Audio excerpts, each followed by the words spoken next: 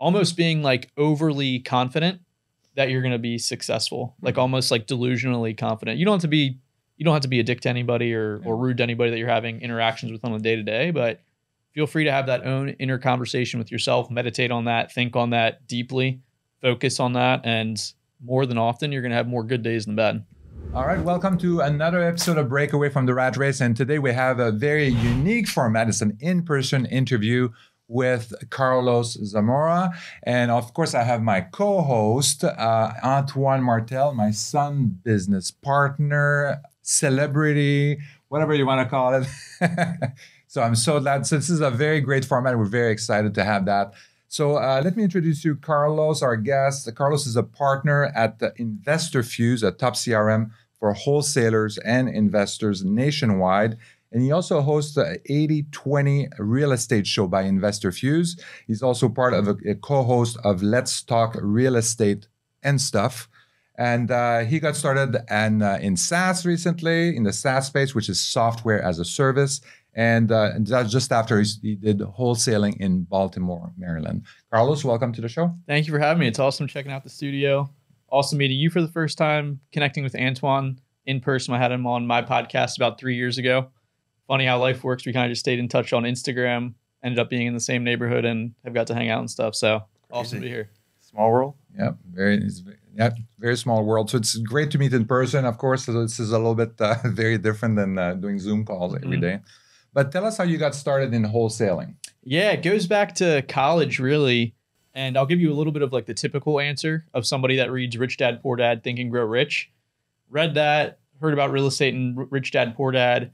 Graduated college with that in mind, hearing about doing like wholesaling and stuff in Arizona, like the author talked about. And I actually applied for a pharmaceutical sales job that I didn't get. Wow. My family's all in medicine, all doctors and pharmacists. Not much of a science guy, but I do like to sell and want to do something fulfilling. Flew up to Boston for the last rounds of interview, didn't get it.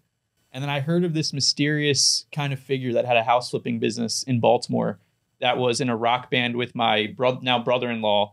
This guy was playing like all over the country and flipping houses from his van. And I was like, that sounds pretty cool. And I never really wanted like I'm not a corporate guy at all, like a 9-to-5 corporate guy. So he had a position open as inside sales. So I ended up joining him at the end of 2013, just as a lead manager, putting up bandit signs. That's how I got my first, ironically enough, I got my first deal off the very first call of a bandit sign in 2014 in South Baltimore. Wow. And that's how I started, just being a lead manager, doing appointments, doing some acquisitions for the wholesaling business, and really liked it. Worked from home every day, went on a few appointments per day usually. And that's how I got started. Didn't want the corporate job and thought real estate investing, to your point, is how you break away from the rat race. Definitely still on the beginning journey of that, but I think wholesaling is a fantastic way to get into real estate. And a lot of people that you guys talk to or listen to the show should explore it for sure. Well, it's definitely a great way to get started if you don't have a lot of capital and you have some time. How much time did it take for you to do that? You were doing that full time pretty much, right? Yeah, I was doing it full time, and my education was pretty much listening to Sean Terry's podcast, other wholesaling podcasts, which this is back in 2016. There were still a ton, but now wholesaling is so mainstream. Yeah. You could search InvestorFuse on TikTok now, and there's people doing dances and showing how they manage leads using wholesaling, which wasn't the case. But yeah, I mean, it was a full-time job. Probably 40, 50 hours a week doing different stuff, but a lot of education and learning the basics, like comping properties, understanding what like a buyer would want, basic sales and negotiation, which in college at University of Maryland, I was a leasing consultant for a luxury apartment complex that I went in. And I think even to go back really, really far, talking mindset, like what got me into real estate, my whole life growing up, people would say, oh, you should get into real estate, because I would always talk to people and could kind of like understand people and make people laugh. Like when I was a little kid, I was doing imitations of like everyone from like Bill Clinton to all different types of people when I was 6, 7, 8 years old, to like the entire family. So I think that kind of got planted into me for sure, to a certain extent. Like I should be in real estate at some point, just talking to people and stuff like that. Yeah, real estate or comedy. maybe a professional TikTok account doing comedy real estate. Yeah, and I know when we got started in real estate, we're just kind of like the wholesaling idea that was not even on the map. I mean, I didn't even know. They said, "What do you mean? You can just reassign the contract? You can sign it, I have put your EMD, and then you can just reassign the contract for an assignment fee. I mean, that just blew my mind when I first heard that. And I think there's still, many people that don't know that you can do that. And so I think that was eye-opening for me when I heard about that. And I'm sure there's a lot more to it than that. Yeah, and I think there may be some common limiting beliefs of people that you come across that are trying to get financial freedom or buy their first turnkey rental or rental property in general. So beginning wholesalers too, like some limiting beliefs I have or some mental resistance you come across. Yeah. When I started, and I'm sure wholesalers feel this today, even though it's 10 times, 100 times more mainstream than it was 5-6 years ago, I would be wholesaling and I'd reach out to like real estate agent friends or friends' parents that I knew. Every single one told me it was illegal. You can't make money living. Yeah. We got that. Yeah, so there's like a lot of that. Plus, I think any type of entrepreneurial journey, you guys are amazing and work together as a father and son. But I think a lot of times family and close friends can kind of say, what are you doing? Why wouldn't you just get a regular corporate job? You're going to get a steady paycheck, stuff like that. So if we're talking mindset and kind of someone starting off in wholesaling as far as like where I was at starting off in wholesaling, I think those are two of the biggest things that you kind of come across. Other people in the industry saying you can't do it. And then your inner circle, whether it's family, close friends saying like, dude, why are you doing that? Yeah.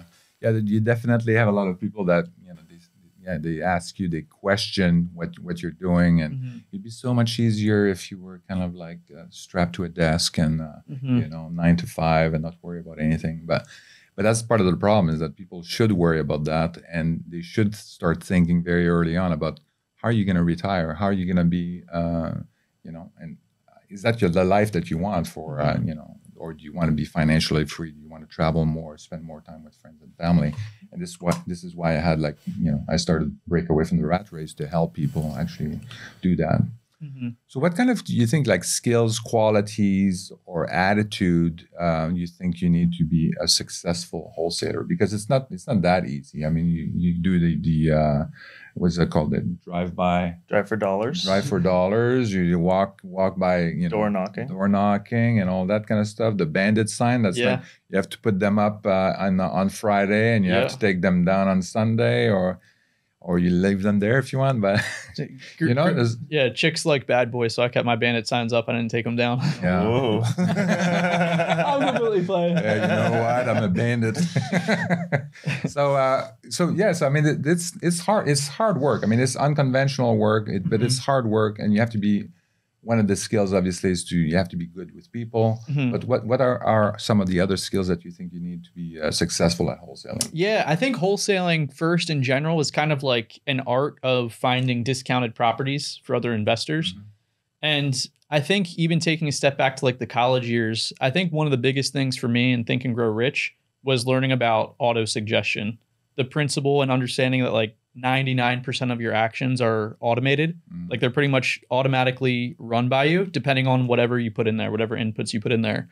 So I was super fascinated by that. And I think whether you're wholesaling, any type of entrepreneur, you should have that set up for success first and foremost. That's going to kind of be a foundation that's going to allow you to do everything a little bit more smoothly. You may take more action in a day. A realtor cusses you out or does something that's going to kind of slide off you a little bit more. Pretty much every single thing is going to be optimized when you learn to do that. So I can loop back to that, but I mean, some daily things for subconscious is reading, listening to podcasts like this. You're building up the social proof. Anything that you want to do, wholesaling, anything in life, you want to build up social proof as well. You want to see people that are doing it. And that kind of tells like your animal brain, you're like, oh, this is actually possible. And then you have to be able to be a salesperson and sell yourself on why you can do it. So that's kind of a little bit of like a 3-part like mental foundation of what you should have in anything. And then in wholesaling specific, I think you need to have a long enough time horizon to see success. So if you're not willing to market for at least 6 months, ideally 12 months, you probably shouldn't be doing it. Probably some of your audience is going to be working a full-time job while they try to do wholesaling. So I think you should also try to figure out, similar to financial freedom, try to figure out like what your number is that would make you leave your job. Like, what do you need to be making in your wholesaling business to leave your job? Yeah. That's not my expertise, but I think if you start with the mental foundation of success, understanding how your subconscious mind works, that's going to help out the most. Understanding wholesaling is not like a get rich quick. And it's something it's simple in theory, but it's more difficult to execute. Absolutely. Right? It's you understand, like I can go to, this building even and give them a cash offer and market it to a developer across the street. Yeah. But I think that's kind of like a foundation. We can talk more wholesaling specifics, but mindset and like subconscious is my favorite stuff. So I always kind of lean towards that. Yeah. So the other thing too is that what I find is very different. If you're working full time, I mean, you used to go to work at 9 and stuff like that. You grab your coffee and talk to your friends and stuff like that for an hour. Colleague for an hour, then talk about what you're going to do for lunch, and then but really. I used to work with, I don't think anybody knows that story. Me and Eric used to work together in the same office. Did you? Exactly what they did every single day. All right, keep going. Except Antoine. Antoine was working his ass off, and I was working my ass off, but everybody else was slacking. That's how you get out of the rat race. You create a stud son that can just do all the business for you. The CEO's kid was there watching playing World of Warcraft and like doing work at the same time, and I'm like, what? And then I'm here as like an intern at $15 an hour. I'm like working my ass off, and I'm like, I can be playing video games and like doing work. Wasn't he watching movies as well? Yeah, watching movies, playing World of Warcraft. And that's one thing. Sometimes when I tell the InvestorFuse story, because that was my first intro into entrepreneurship in doing wholesaling first. Yeah. And the co-founder, one of the co-founders at that time, Dan Schwartz, I told you he was playing 180 shows. For a rock band, like a psychedelic rock band a year, running a wholesaling business before it was super, super popular to do everything virtual now for wholesaling. And every single night I had the Podio app on our phone, which we'll talk about the progression of the product. Yep. But pretty much every night I would see him, or I'd wake up at him 3, 4, 5 in the morning doing all these tweaks to our CRM every single night without miss. And I was like, what is this guy's deal? Like, he's working 7 days a week, like after his rock show. But I realized that that's what entrepreneurs do. Mm-hmm. Not necessarily, and it's like I don't want to hyper focus on grinding or anything like that. Even though I think for at least seasons you should be willing to go all in, and that's your main focus at all times. But I'm a big proponent of relaxing and spending time with friends and quality of life. But that was my first, like the first month I was there, I was like, oh damn, this guy is like really serious. He's working every single night after playing a rock show for 3-4 hours. And I think so. I mean, that part of it, I think there's like the drive. You have to have the drive. Yeah. I mean, and that's what I was kind of like talking about is that when you go to work 9 to 5, you're kind of like somebody's going to tell you what to do, and then and then you kind of do that work. When you're an entrepreneur, you have to decide what you're going to do. You're going to wake up and you say, "Well, I'm going to put bandit signs today.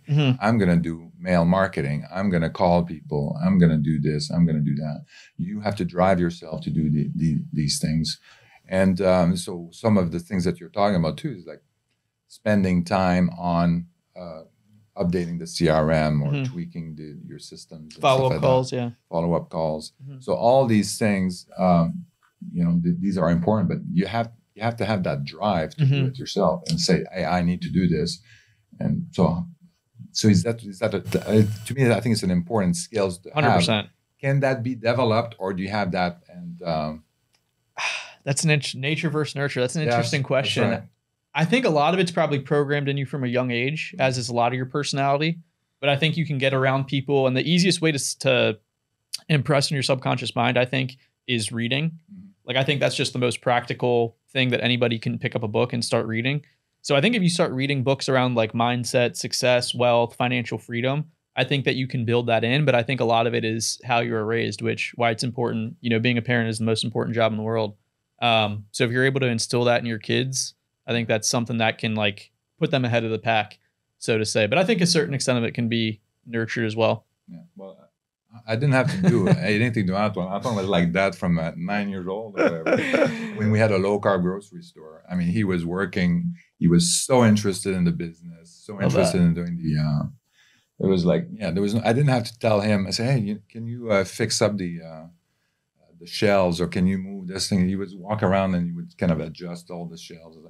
So that's why I'm asking you. I said, like, is this something that can be taught, or is this something that you think it's come, that when you're born and you say, this is how I'm driven? Yeah, I love that, and I definitely want to deep dive in that when I interview guys on my podcast. But I think the most concise answer, now that I'm thinking about it, is everybody has a standard level of that from their personality, whatever they've experiences, DNA, whatever you want to say it.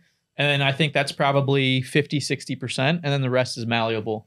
So if you're reading and listening to Tony Robbins, Jim Rohn, entrepreneurs that you want to follow or their space, I think you can definitely develop. You can develop enough. I'll say this. Anybody can develop enough to be successful and have a good quality of life. Yeah. Not everybody's Antoine Martel, though. Yeah. Well, yeah, I think some people are born with it and some people grow it over time. Yeah. Due to like Hormozy, the guy I'm listening a lot to right now. I think one of the main things for him was like his thing against his dad. Like his dad growing up always pushing him to do more and more. And he was kind of like, no, I'm not going to listen to you. And also, fuck you. I'm going to go and do this, make more money than you ever did your whole life in one day, in 1 month or whatever. Right. So I think it's also finding out your why too. I think that makes you hustle because if you want to grow something successful, you have to have the rock band and work every single night on time. If the rock band is paying your bills and you're traveling around in a white van, you got to do something on the side. It's always the side hustle that eventually turns into the full-time gig. Yeah, 100%. And I think that's why when you listen to like so many podcasts or webinar or like any type of thing, a lot of them start out with mindset first. And they're like, guys, we understand this mindset isn't the tactical thing, but it's like, if you don't have this ironed out and this at least in like something in place, like a process in place to consistently grow this and improve your mindset, you're going to be like 99% failure rate, which a lot of wholesaling is a high percentage business. So absolutely love the mindset stuff. And I think that is huge, like foundational stuff, like social proof, making sure that you're putting into your mind. Like, for example, on a personal note, when I wanted to start doing fasting for like health benefits and cognitive benefits, if you told me years ago, like you could do like a 24 or 86 hour fast, like fast for like 3 to 4 days, I'd be like, dude, no way, you would die. You watch a documentary on Netflix of somebody that fasts under doctor supervision for 60 days, just drinking water. You're like, oh, damn, dude, like 3 days isn't that bad at all. Or 24 hours isn't that bad at all. Wow. So I think Antoine adding a why to the social proof and just following people that do it and almost being like overly confident that you're going to be successful, like almost like delusionally confident. You don't have to be a dick to anybody or rude to anybody that you're having interactions with on a day to day, but feel free to have that own inner conversation with yourself, meditate on that, think on that deeply, focus on that. And more than often, you're going to have more good days than bad. So how many deals did you start? Let's go back to wholesaling a little bit and kind of like talk about that business. How many deals were you like? How many people did you call? How many contacts did you get? And how many deals did you end up doing at the beginning? And how did that business grow? Yeah, so I was in the wholesaling business for close to 3 years. I would say the first 2 years, we were probably doing probably consistently anywhere from like 1 to 3 deals a month, around the 10K assignment fee average. That was kind of our average the first 2 years. And then it went up the last year. We were primarily just doing PPC and then ringless voicemailing old leads, which actually that was like, so one thing with InvestorFuse too, we always try to be ahead of the curve, so to say. So in like 2014, 2015, sending ringless voicemails was a little bit ahead of the curve. Yeah, it was, yeah. But yeah, we were doing about 1 to 3 deals per month, and it was mainly bandit signs. It's like I said, I got my very first call. That's why I thought it was easy. I was like, oh, this isn't bad at all. Like I just put out bandit signs. I went at like 2 a.m. I got a call like a couple days later. But yeah, we were doing about 1 to 3 deals a month with bandit signs, direct mail, and those were the two focuses: bandit signs and direct mail. Yeah. We didn't get good success with direct mail, but bandit signs, I think. Bandit signs, I hired somebody on Craigslist. Yeah. Bandit signs were great for us. Shipped them to their house. Well, because I did it virtually too. So like I ordered the bandit signs. Like I went on Craigslist, posted an ad on Craigslist. Need somebody who wants to make $1.50 for posting up signs in the dirt or on like poles. That's hilarious. Got a couple of people signed up. I shipped it to their house. I'm like, all right, it'll be there the next day. Put them out this Sunday, whatever. And then take photos of every single one. And they would just text me. And every photo I got, I was like, here's Did you have the app Simple Crew by any chance? No. So that's an app specifically for driving for dollars where the bird dog could take pictures of the property. That guy that founded that software company is friends with Dan, the former CEO of InvestorFuse, one of the co-founders of InvestorFuse. Wow.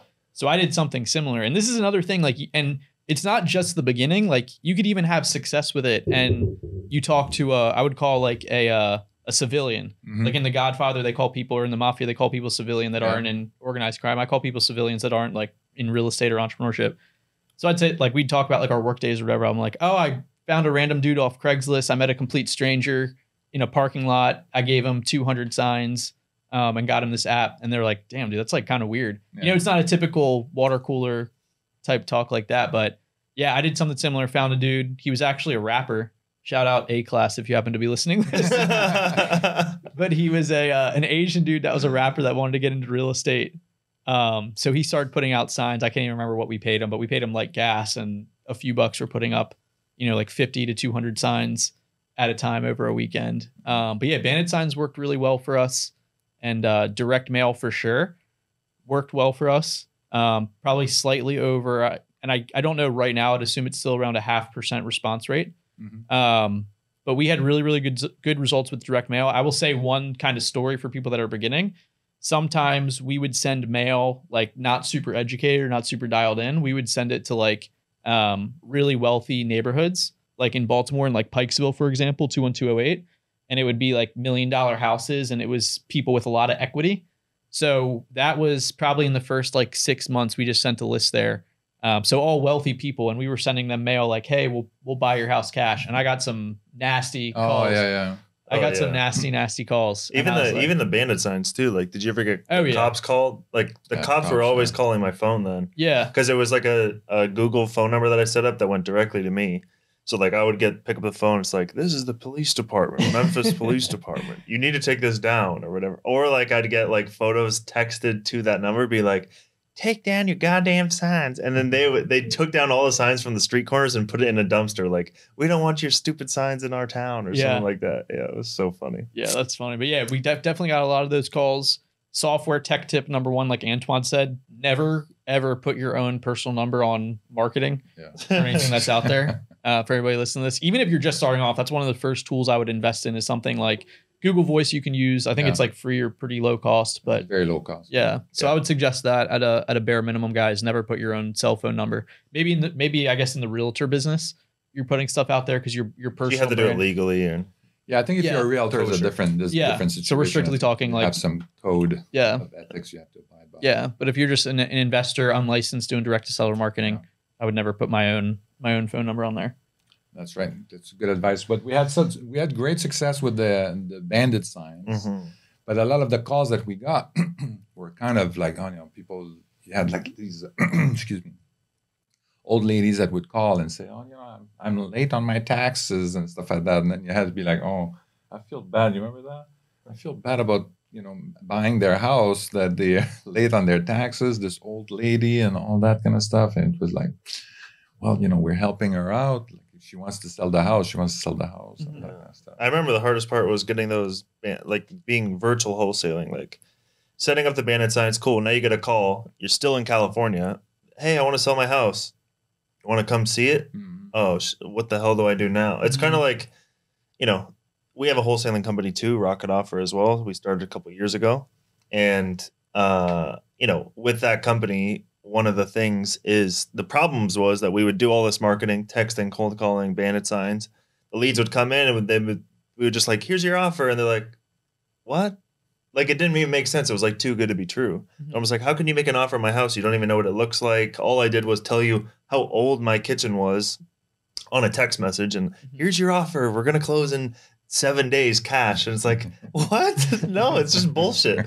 So now we've kind of set it up in a way, which, as you guys being local in Baltimore when you were doing it, like we've set it up to now have people on the ground that are on our payroll, on our staff, or we pay them on a per deal basis, kind of like people that are going and as closers. So going to the house as those leads come in to show up at the property, take photos, take videos, create a little mock rehab bid with an iPad or whatever. Mm-hmm. Okay, cool. Now here's your ARV, here's your rehab bid, here's our fee, here's our closing costs, here's how much money we want to make.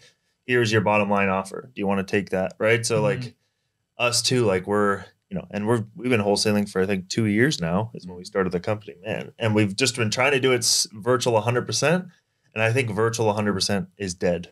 Like, I think you have to have somebody now on the ground. For everyone. Yeah. Yeah. For everybody. Because I think there were so many people that crowded the 100% virtual space where people now are like, dude, I've gotten the same offer like 70 times and still nobody has gone. That's what sellers started telling us is, wow, you're the first company to actually want to like just come to my house and not make an offer over the phone or over text. It's like, oh, you actually want to come see? Okay, sure. Yeah. I'd love to come meet you guys and see what you can do. And they're like, yeah, we'll come by, we'll give you an offer. If it works, great. If not, we can maybe help you list it with an agent, a local agent, if you want to get out of the house. Mm-hmm. So that's something we've been doing as well, which I think is a necessity right now. It's interesting to have that pulse on the market, just because I'm software full time, but I talk to investors, mainly wholesalers, each and every day for the entire day.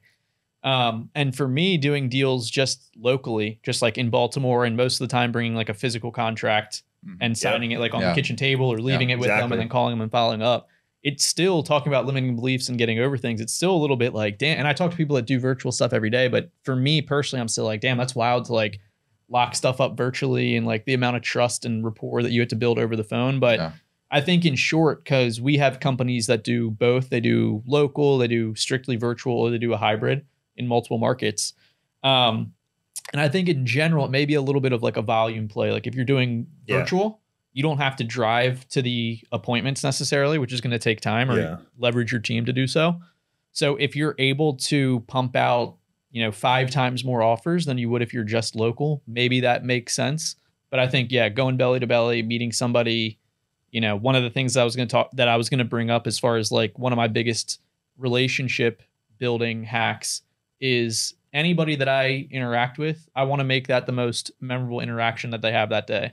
Mm-hmm. Like Eric, I'm not doing anything to blow Eric's socks off, but like when he's driving back to Fort Lauderdale or hanging out tonight doing emails or whatever, I want to be like, damn, that guy that connected with me on the podcast, he was cool today, or Antoine or Adam, anybody doing it. So I think that's another thing that you can kind of have as a mindset in business that's super, super helpful. And think about the compound effect too. Like if you're able to have I'll call it a health score, a relationship health score. If you're able to have a 10 out of 10 or an 11 out of 10 relationship health score with somebody and do that in business, say you do that 1 time per day, 365 days out of the year, you're going to have a hell of a network of people that want to add value back to you. If you're leading with value and just being like a, professional, doing what you say you're going to do. A lot of it is simple. It's really simple compounded with consistency. I think the real estate community, the real estate investor community, I think it's pretty open. I think they're very we all help each other. We all kind of like, hey, how are you doing this over there? How are you doing it in Baltimore? I wonder if that would work here, or that kind of stuff. I think people are pretty open to sharing ideas and sharing inputs into their business, how they're doing it, and how, and then you can apply it to your own business. Yeah. And in 2016, the first event that I went to with InvestorFuse was a Sean Terry conference in Phoenix. Mm-hmm. And it was afterwards we were getting drinks and stuff. And to that point, the first time that my eyes kind of opened to that principle of being like overly open with your own business and stuff to help other people that could be quote unquote competitors. It was a group of dudes in Houston that have like a mastermind meetup together. It was like 8 dudes, and they open up their complete strategy, everything, what list they're pulling, what marketing, what CRM, what tools they're using, title companies, everything. And I asked them when we were having drinks, like half of the people were Houston people, half the people weren't. And I was like, how come you guys are so comfortable sharing all this stuff? And the guy broke it down. He goes, well, between us 8, we do X amount of wholesale deals per month. Mm-hmm. Out of those X wholesale deals per month that this entire table does, that's only a small fraction of all the cash transactions that are done in Houston. By us sharing, we're not going to lower that number. We're just going to increase the amount of cash transactions that this pool of 8 people does out of the total. We're not taking away from each other. So again, we're kind of talking like nuggets here, mindset nuggets here, but that's a huge one too. Just being open to abundance and like the power of giving in any way that you can. It doesn't have to be financial or anything. And that helps your relationship score, like you mentioned. Exactly. Right? I mean, if you start by helping other people, then they're much more willing to help you back and then make you successful. Yeah, well, that's the whole like content strategy too. Like social media is all about value first and then the ask later, right? So like that's the whole thing with why social media works, and why the guys on social media that are blowing up is because they're adding value or giving away stuff for free because they know that it's not going to affect their business at all. If somebody else is doing that in their local market, even in their same market, it's not going to affect their numbers. There's plenty of deals to go around in the real estate world, that's for sure. Mm-hmm. For sure. And that's what your boy Hormozy talks about a lot, like leading with value. Yeah. And even like a small, like even something like me and you guys aren't directly involved in like a business venture, but even just like thinking about it, I'm very interested just like in humans and how humans' minds work and things like that and motivations. But like even this getting scheduled, like me and Antoine were talking, he reached out that he was moving out to Midtown. We got coffee. Then we were talking about podcasts. He took me to a soccer game, which we found out that we both are big soccer guys. Yeah. So him and his girlfriend took me and my girlfriend to a soccer game. He was like, hey, my dad's starting a podcast. Could you reach out to some people? I'm like, happy to do so. I just hit up a handful of people, are getting them booked. So it's like, if you imagine doing things like that and kind of living like that, I don't know, life is just better. Business is just better. It's fun. And you're a lot more efficient with what you're trying to accomplish, I think. Yeah, that's for sure. So what was the next step after that with your wholesaling business? Yeah, we transitioned to a Carrot site, ironically. What is that? Oh my God, I remember that. Yeah. Carrot Are they site. around? Yeah, they're around. They're huge. They acquired us in January. It hasn't been publicly announced, or it's been publicly announced, but they haven't done official marketing on it. No, it's announced. Oh, okay. They announced at their summit. It's like breaking news. Yeah, Adam, don't start sweating over there. No, they're an amazing company, and Trevor, the CEO of that company, has always been a huge mentor to us. So we always had the idea there was going to be some type of like merger partnership, and it was kind of just right time at the right price, or right time and right place. Okay. But yeah, we went to digital marketing just because I don't really know why we were going more in that direction. I think Dan is very into like forward trend thinking. So he's always been into he was into AI, like voice AI before it was popular and things like that. So he got a Carrot page started, carrot.com, if you guys want to check out seller lead website. So that's if you search like sell my house fast Miami, probably 7 out of the 10 sites will be Carrot sites. So they're just optimized for conversion. We switched to that, and then Google pay-per-click with AdWords nerds. Yeah. They're both still around, both doing really, really well. And I would say that we were doing around the same deal size, anywhere from 1 to 3 deals a month on average, sometimes more.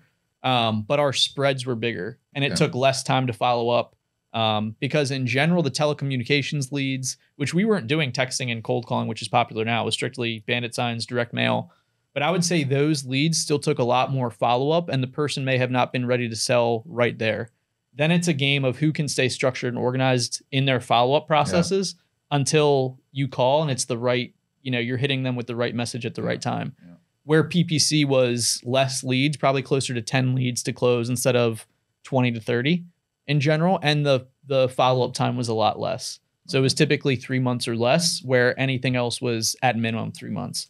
And you had like a call center, like agents that would answer the call and that would talk to these people directly, or no? So we did just you, the partners. Yeah, we did. Shout out to Scott Bauer, the first person I interviewed on my podcast like 4 years ago. But we did kind of his method where he was a one-man operation with kind of like a lead manager, but he would send everything to call rail voicemail. So anything after hours, like anything I didn't pick up directly. So we'd have tracking numbers that would go to my phone. If I was like sleeping or doing something, I wouldn't pick it up. I would see the voicemail, it would go into our CRM. I could listen to the message, get the address, see their reason for selling, enter in whatever data they told me, and gave me a call back. Okay. But yeah, we did that. So we had everything routed to me, and then anything else would just go to voicemail. If we were doing like more volume, or if we could like do it again, because things are a lot different now, I think we probably would consider a call center. But again, with the Carrot, most of the stuff that we were getting then was web form. So we would just have it set up, and something you could set up in InvestorFuse is a big leverage point I speak to are autoresponders. Okay. So you can have all different types of marketing going on when you're going direct to seller. But when someone's searching you, like I need to sell my house fast in Miami, when someone's searching you, they submit your information, that goes into your database. What we would have set up is an automatic email that would just touch them back. Hey, this is Carlos. Just saw you sent your information in. Let me take a look at the property and get back to you. So it kind of eliminates a little bit of like the buyer's remorse they might feel by like, oh man, I'm desperate. I'm selling my, searching how to sell my house. That'd be the seller's remorse. Yeah. Yeah. Yeah. Or the buyer's remorse of if they were to work with you. Oh, okay. You know what I mean? Yeah. I guess like the customer remorse potentially or client remorse if they were to work with you. So yeah, we didn't have an answering service. Mainly it was just leads coming into our CRM from the Carrot site. Yeah. And this is why we started like sending people to the house because there was between them between selling the offer or talking to the client, the seller, and then putting an offer together and then them signing. Sometimes there was delays in them signing, or they would change their mind and there would be a bunch of follow-up. Now, when you send a real person over, they look at the house, they have the offer in hand. As the tighter this the time frame is for that, the higher your returns are for closing the deal, the probability of closing the deals. And because there's a lot of there's a big, people change their mind. They talk to their wives, say, oh, I don't know if we should do that. I mean, I just check the news and blah, blah, blah. So, yeah, so the tighter that time frame is, the better it is. So 100%. And that's even a good nugget there. And a reason, like something that goes on the pro side of doing in-person appointments, especially if you're targeting people that are like 50 plus.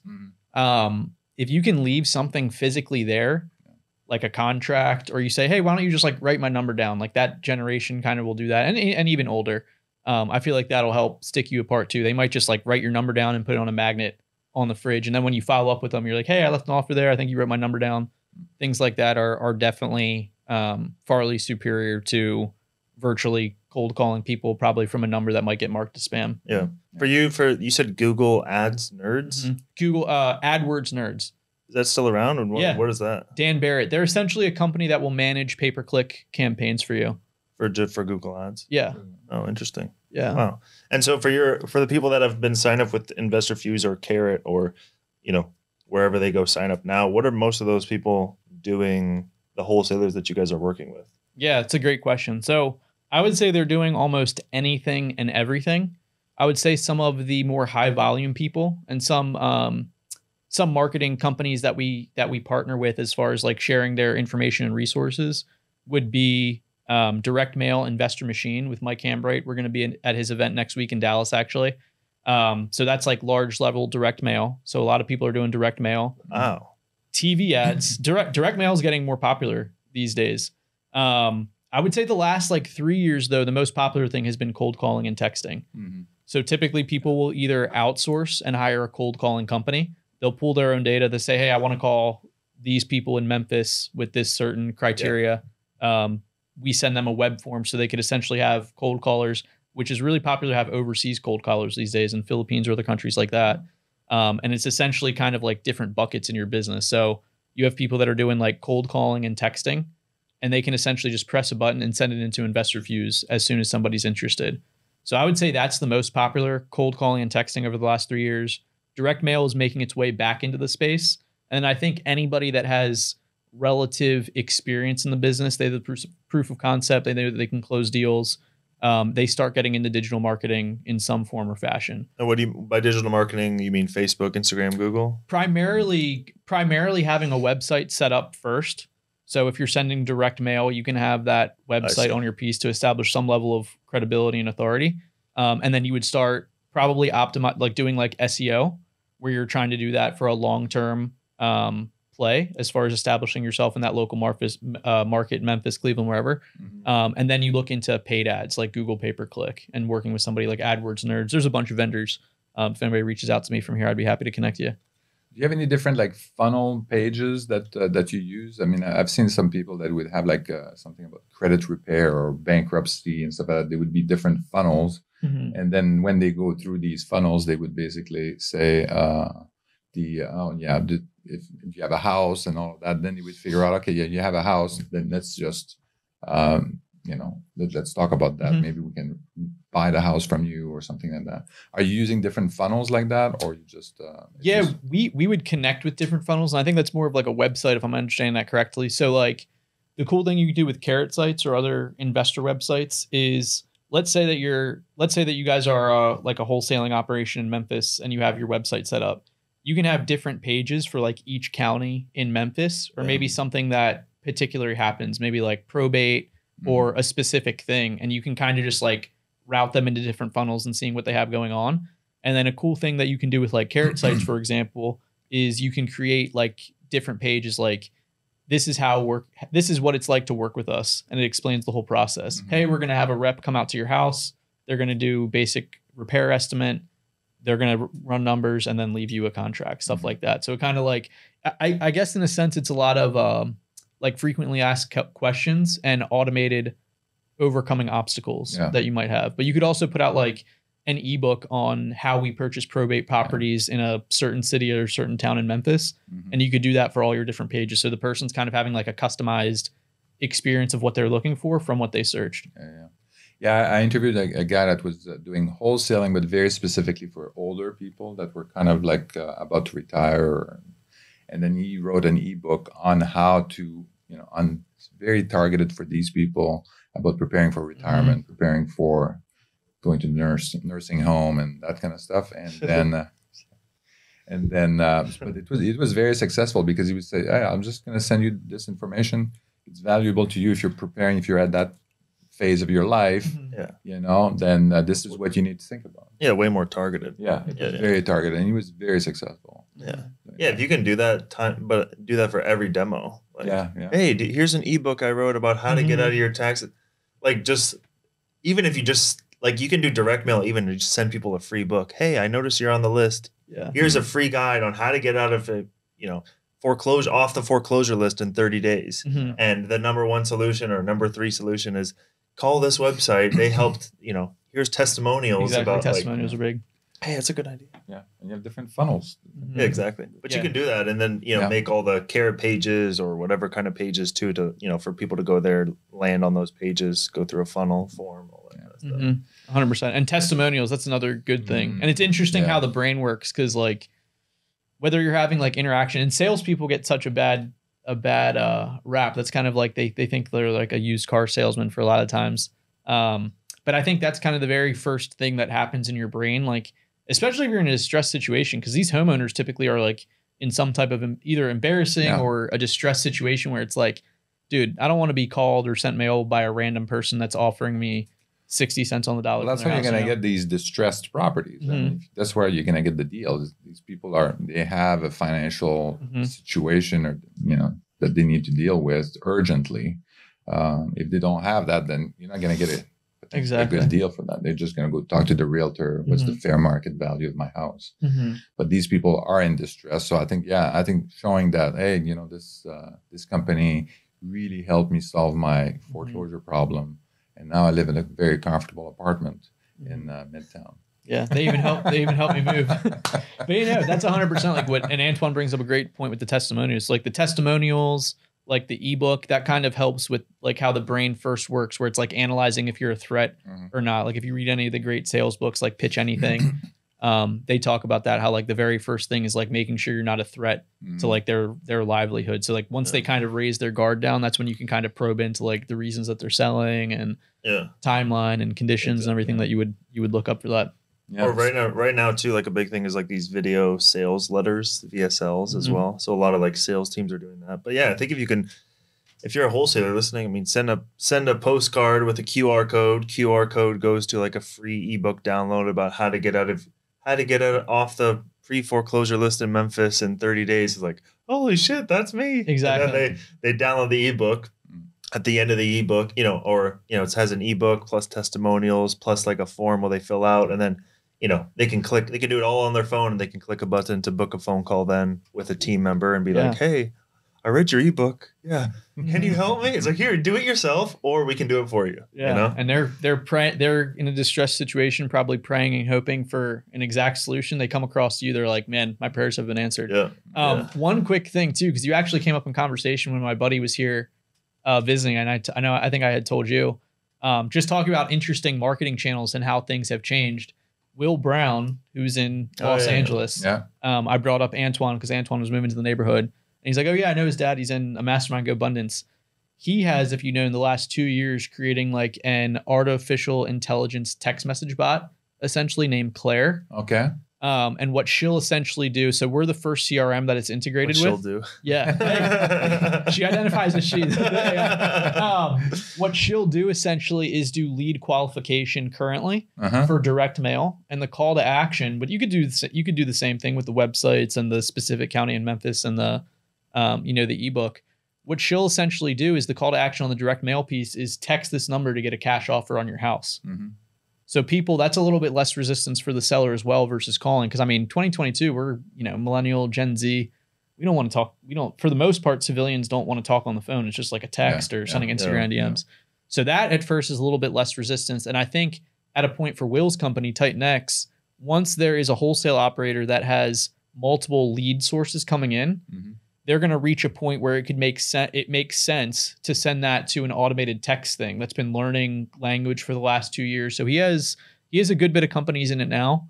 And I think some InvestorFuse people have signed up as well to have it integrated for the lead capture first. So somebody essentially texts it kind of qualifies them, sees what the address is, how much repairs it needs, what they're looking for. And then eventually we're going to have it built in, because follow-up is big for our software. We're going to have it built in where you can just send a lead to Claire, and then she'll follow up texting with it. Like, hey, we haven't spoken in a while. Hey, this is Claire. I'm following up. We haven't spoken in a while. Yeah. Is this house still available? Yeah, we had to build that. Like, so our current platform for Rocket Offer, the one we have a developer who's the co-founder of there, and he built he kind of signed up for like an AI thing that just learns, and he applied it to the texting software that we were doing as well. So he didn't go and build it custom, but it was like an AI bot that was like for sales messaging back and forth. He was like, hey, and you could like train it in a certain way. Hey, when this comes in, reply with this. When this text message comes in, reply with this, and then it would kind of like learn about like the different nuances, and you would kind of just like help train it over a period of time. And once it saw like, you know, millions and millions of messages, it was kind of like it could have like a full-on conversation with people to either get them on the phone or now set up an appointment, which is what we're adding to it as well. So, that's awesome. Yeah. So you did like carrot page, now you're integrating Claire into your system and all that. So what was the next step after that, after wholesaling? So you did that, and then you saw that, hey, you guys, we are very good at technology. We have developed an amazing system and stuff like that, and we're going to package that. What was the stepping? Yeah, stone? Dan Schwartz was always, like I mentioned, so that was kind of like one of the main themes. He was just always tweaking out our Podio system. For those of you that are watching this, you probably have heard of Podio if you're searching for CRMs in the space. It's essentially a blank project management space, and you can add to it. It's become really popular in the space, but we were the first company to create a turnkey Podio solution for investors doing direct-to-seller marketing, and then sell it as a SaaS product, software as a service, on a monthly or annual basis. So that came to be because honestly, Dan was just adding certain things to our CRM, like being able to send an electronic signature, for example, being able to text blast contacts in your database, either sellers or buyers. So he started putting out, this is probably, I mean, during the journey, 2014-ish range probably, he started putting out YouTube videos on how to just do a specific thing. Like your boy Alex Hormozy says, the riches are in the niches. So he would put out a 10-minute video on how to integrate like Zapier to your Podio account so that you could send electronic signatures through DocuSign, for example. So he started just putting out free videos on that, and then started getting so much demand. Enough people were like asking like, hey, can you build this? So there was actually a first iteration called Real Automation. That was just a one-time, it was kind of like a 60-70% version probably of what InvestorFuse came to be shortly after. But that was a one-time. He co-launched or co-branded that with Joe McCall. I'm not sure if you're familiar with him. He's a big like creative finance, does a lot of coaching courses, stuff like that. But that was kind of like the influencer that he partnered with, sold a bunch of those, and he's like, oh damn, like this is actually a business. So then he reached out, talking about connecting and networking with people and talking to people, which is another big principle, is he reached out just on YouTube to a guy that was doing Podio consulting, which is John Whitfield, the current CEO. He was doing custom Podio build outs for some big wholesalers in the space. And he was like, hey, instead of, we're both kind of doing one-off setups right now. He's like, why don't we turn this into a SaaS business and just serve, clients that are doing wholesaling across the country. And then that launched February, like that was like public 2016. And I was still in the wholesaling business full time. And then about a month after, he was like, hey, I have a good opportunity. Like, do you want to hop on like video calls and just show different companies, like walk them around the CRM and like how to follow up and like use it essentially like Podio. And I was like, yeah, that's cool. So I would just be going on for like a month period. I was probably going on appointments, following up with leads in the wholesaling business, and then doing training calls, which just kept like each week was like more, like it was first 20 hours. Then it would just like keep going up until eventually he's like, dude, if you want to do this full time, like I'll bring you on as a partner in the company. That was like 2 months after. And personality wise, I think I enjoyed it better than like negotiating with sellers in like Baltimore City, versus being more of like a consultant and understanding people's businesses and like long-term relationships instead of kind of like one-off transactions with sellers. I enjoyed it a lot better. I would have a different appreciation going into it now. Like if I was to do wholesaling again, just because I've talked to thousands of companies at this point. But I definitely love and enjoy InvestorFuse and like long-term relationships with companies kind of as like a consultant is how their like sales process and how they're using a CRM. How did you guys know when you first started like about pricing, about how to price your product? Like that's one of the things too. We're starting our thing now. I'm doing the tours of our CRM because we have something coming with our CRM as a SaaS. Nice. But like our big thing is like pricing too, because how did you guys kind of do that? Because obviously like for a SaaS company, a big thing is the monthly recurring revenue, but also like there's a huge setup fee that's also plays into that. And then there's also, especially if you start on Podio has a user fee. So like, if you charge $50 a user, Podio charges 25. It's like, okay, you're only making 25% recurring revenue, So how did you guys kind of come up with your pricing? Were you involved in that at all? Yeah, not so much at the original launch. But the last 6.5 years, 100% involved in that. So the beginning, I think what we did for client acquisition was a webinar. And I believe that we got a lot of people just like on an annual, like discounted plan, essentially. It was, if I had to guess, it was probably around $1,500 for the year. Cause the standard setup was $1,970 for the year. No setup fee, $1,970 for the year.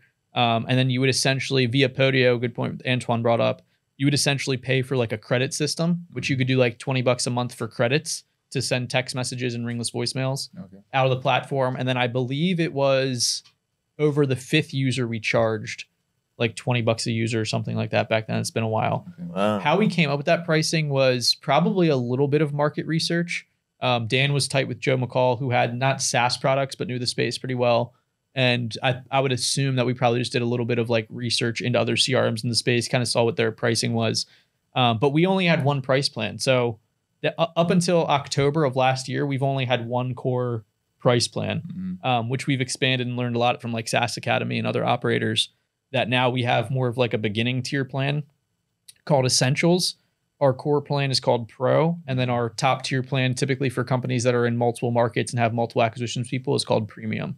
But that's kind of what we did from the beginning. And then SaaS Academy has a pricing specialist. I can't remember his last name. I think his name's Marcos something with an R, but that's like his niche is getting on coaching calls and teaching people and showing them different pricing options. Interesting. And so they recommended, or you guys through research found that like a 3-tier pricing strategy was better than a one-stop shop. Yeah. And of more recently, 100%. Yeah. Can capture more of the market space. And I think that's something that companies can always kind of like explore and optimize. And get feedback from people, because a lot of SaaS tools in the space now strictly charge like, and we don't even have we don't charge for messaging currently, since we're moving to a new, not only affiliate software, but a new billing software. So we're probably not even going to charge for messaging. Oh, really? Until the beginning of next year. We just have that rolled into our subscription. So some people say our prices are, like an objection I get is like, oh, you guys are expensive. I'm like, oh, you're also getting unlimited messaging for free. Yeah. But yeah, we found that a lot more advantageous to move to 3 plans to cover more of the market space. But a lot of other SaaS companies will charge like per user, where we kind of do tiers. So you can have like 1 user up to 5, up to 10. And then each additional user, if you want to stay in that plan, is $20 a user. Okay. So that's how you kind of split up your plans. 3 plans are just more based on user, but you just packaging them as different levels. Yeah. And like I said, like you're always kind of optimizing and exploring that. It's not something you want to change every week. But especially in the first 5 years of the company, especially, like I think it's something you could be willing to change. And like even something that we changed recently on our pricing page, and even Hormozy has a lot of good stuff that you can do just to optimize your sales, your website for sales. We used to do pricing. One of the variables was how many marketing tools that you can have connected into the system at a time. But what we came to realize is like that's like one of our main specialties is being able to provide white glove service and integrate with whatever way that you're trying to do marketing. So we recently changed it maybe a month ago that every single, even the beginner price plan, you can have unlimited marketing tools connected to it, because we want to be the one-stop shop to capture all your leads. So now it's like different features that unlock at different price points, different amount of users are the 2 main variables. Yeah, that's probably, right now we're kind of thinking like eventually it might evolve to that multiple plans, but right now we're kind of thinking like 1 initial plan and then having options if they want to have the website, all these add-ons. We also have other services that we would offer, also kind of like, bookkeeping, professional bookkeeping and stuff like that. Acquisitions and all that kind of stuff. So, yeah. Did you guys ever think about that? Like, oh, dude, shiny object syndrome. No, not well. I guess it is kind of that, but like you had said, they would come in, set up the CRM, and then you guys were like, "Hey, do you want like custom integrations? Okay, you can hire our team." this is what we'll give you, these 10 integrations. If you want other stuff, then we have a developer. You can pay him $50 an hour to like add on additional stuff into your InvestorFuse. Yeah, and that's we have definitely done that. We have a couple like Podio developers that are kind of in pocket. One guy specifically that will kind of like outsource. We're like, hey, if you want something additional, like something random to your process that you want added on top of our automation. Yeah. We thought about it, but we're like, how much does that take us away from our main thing? So I think it's almost like when you get a retail lead, you can kind of just like refer that to a realtor. That's probably the best analogy I can give to what we did with the Podio developer. But no, we've always been exploring different stuff, dude. If we should get into more marketing stuff, like managing like prospecting stuff, which I said our co-founder just is launching a prospect management tool called REI Ops Center here in Q4 that's going to integrate with InvestorFuse. But yeah, man, we've always focused on lead management and being able to capture leads from all the marketing, but that doesn't take away shiny object syndrome and talking to successful people that do all different type of stuff and tempted by doing. Well, ideally, I mean, you want to stick to the product and the software as a service. 100%. You don't want to go and convert into like more like consulting and software developer, because then that kind of goes into a rat hole, especially with some of the integrations and stuff like that. Then what you would normally do, I don't want to go too technical, but you would expose like an API and then you would tell them how to use the API to connect with InvestorFuse and stuff like that. And I was going to say, like, not to get technical either, the days that I wear my... But we will. Yeah, but we will. The days I wear my glasses, I look like I might be the tech guy in the company, but I am literally the farthest person from the tech guy. I'm definitely more marketing sales. But that's a big belief of ours, man. And a lot of things that we brought to the market space from our own pain and experience, more so Dan's.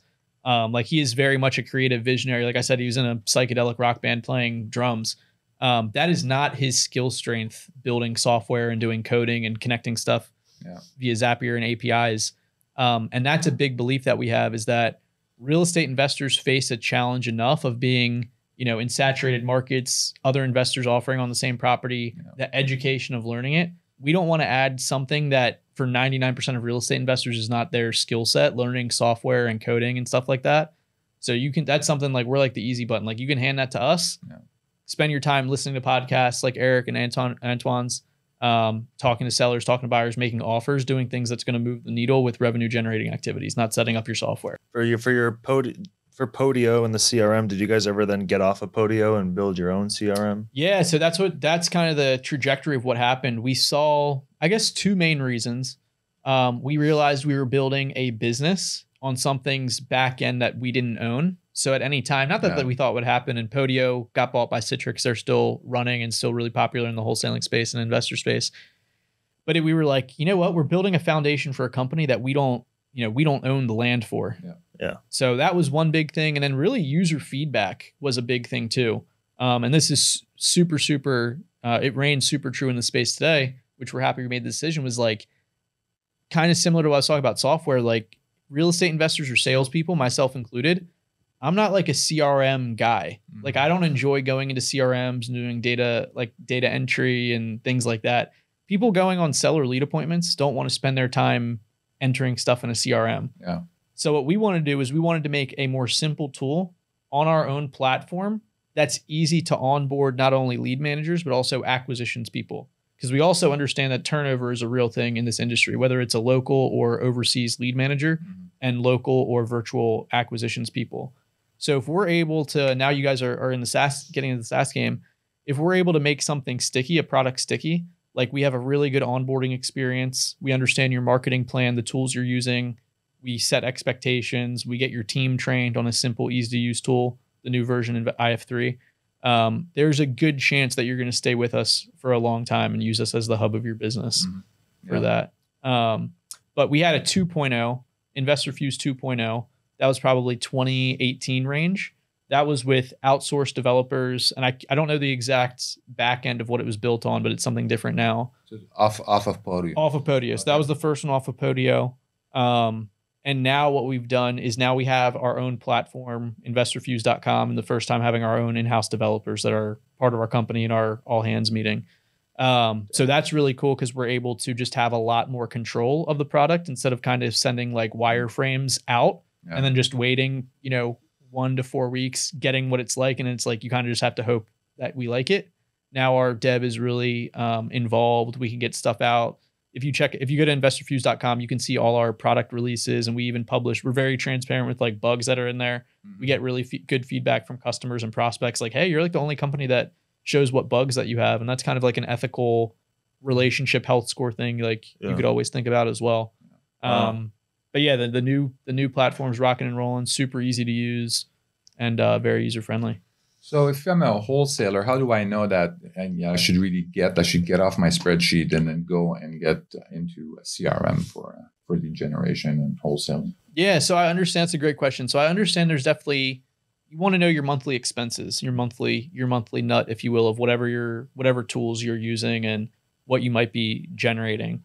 If you're using a spreadsheet and you're genuinely positive or confident that you can consistently generate leads, you're at least looking into CRM options. Mm-hmm. I would almost say it's close to mandatory once you have more than one marketing tool, because a lot of people that sign up for the Essential plan, which is like our beginner plan, are either using one of two things. The first one you mentioned, they're using Excel spreadsheets and they're kind of just manually saying, they have different cells like went on appointment, need to follow up on this date. And that could work for sure, especially maybe you want to do a couple deals, ideally for us. But then once you start doing, let's say, direct mail or bandit signs, and then you start doing cold calling, and then you get a carrot site, you're essentially manually putting all those leads into a spreadsheet, or what we see more often is managing those leads out of like a basic task manager in a cold calling tool like Mojo. Mm-hmm. And it's just like inefficient. You're managing your leads out of multiple places. Yeah. There's no automation as far as follow-ups, autoresponders when the lead first comes in. Not great cloud-based like communication between you and your team. Mm-hmm. So for the pricing that we have for Essential, and who knows what pricing, we may even consider coming out with like a lower tier plan, like for like one user, and it's like really, really basic functionality just to get more of the market space. Yeah. But I think it's a little bit like you have to be honest with yourself. Like if you are confident that you're consistently generating leads, you know how to close a deal. Ideally, I'd want someone to have the proof of theory, like close a deal first and then reinvest into their tools. But we definitely have a good bit of people just with the wholesaling craze on TikTok and how mainstream it's got, people that sign up that haven't done a deal yet. But I think those are some variables to look at. How many marketing tools you're using, how confident you are you can actually lock a deal up and sell it on the back end, and how many marketing tools that you're using. So for what is your cheapest plan right now? $147 per month. Okay. Oh wow, that's super cheap. Okay. 5 users. No, that's up to one user. That's one user, and then you can get a second one. So like I would say half the signups that we get end up being 167 monthly recurring revenue MRR, because it's typically like one person and a VA or one person and a lead manager. Yeah, that's super cheap. Because one of the things too with like wholesalers when they get started is most wholesalers, like you said, how do I get in real estate with zero money? Mm-hmm. Wholesaling. Well, okay, now you need a system. Well, now I need $167 a month. I thought I needed $0 a month. Like that's how all the wholesalers are that we talk to, right? Yeah. Like at Rocket Offer too, because Hayato and Evan who run Rocket Offer talk to a lot of wholesalers, just free education, giving them content on Instagram. And they're like, well, yeah, we have this system. We use Zoho. It's like, and then they're like, you just go on Zoho, connect with Zapier, and just like automate a bunch of stuff, your text, your call. And then they're like, well, dude, I have $0. I want to get started in wholesaling with $0. And like, well, no, actually, it takes a little bit of money to like get a software, get a system, send out text messages, unless you want to do it on your iPhone. But then you have a phone bill you got to pay for, right? So everything does take a little bit of money. So, but that's cool. You guys have a really, really cheap, affordable option for people that do want to get started. Because the other option would be to go to Podio, I guess. Yeah. And sign up directly for Podio, spend hours trying to like customize the hell out of that thing. Yeah. But still, it's probably going to cost you $50 a month, I would assume. At minimum, probably. I think like the lowest tier users maybe $20 a month, something like that. Yeah. But that's base functionality. You'd be spending, and again, like you're going to spend your time like configuring. Yeah, and it's kind of like a plane taking off. Like when a plane's first taking off and gaining altitude, that's like when you need like the most energy. Then once you get up to a certain level, you can kind of glide. I'd imagine it's the same thing with a lot of like beginners that we all talk to. Is like you need to have so much energy and focus on actually talking to sellers and comping properties and doing all that type of stuff. Yeah. Like it almost like makes me like cringe, like thinking of someone spending time like watching like Podio tutorials, which is exactly who we targeted or who got like we put videos out and that's what made the demand for Dan. But that just makes me cringe, like somebody in real estate trying to set up their own software. So that's a big mission for us, is taking that out of people's hands. Well, so this was a great talk. I mean, so if people want to reach out to you, what's the best place for them to reach out? Yeah, you can reach out to me on social media, Carlos Zamora on Facebook. You'll see me without glasses on there, Miami, Florida. At It's Los, ITSLOS21. My friends call me Los for short. Los for short for Carlos. Mm-hmm. And then InvestorFuse.com would also be fantastic. You can say you listen to this interview. If you're in the Miami area or coming through, we're checking out this podcast studio. Would love to have the Martells on my show as well. So if you're in the area, definitely feel free to reach out. Or if you're looking for a CRM or anything like that. And then the podcast, both of the podcasts that I'm on, Let's Talk Real Estate and Stuff, and the 80/20 show by InvestorFuse, which is about to get rebranded. Everything's on YouTube, Spotify, Stitcher, Apple Podcasts. So cool. Dealer's choice where you want to find me. Awesome. Excellent. Thanks Carlos, for coming. Yeah, thank you for coming. My pleasure, guys.